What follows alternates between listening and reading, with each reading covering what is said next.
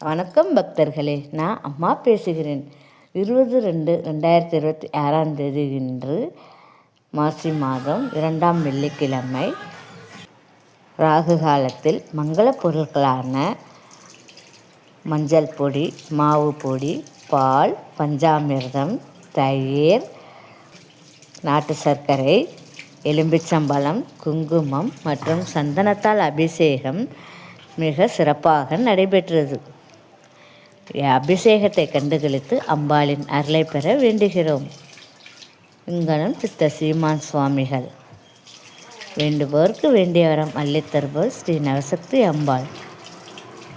ஒரு முறை வாருங்கள், அம்மனின் அருளை பெறுங்கள். ஓம் சக்தி பராசக்தி, ஓம் சக்தி பராசக்தி, ஓம் சக்தி பராசக்தி. அம்மான்னு சொன்னாலே நம்ம கஷ்டம்லாம் பறந்தோடி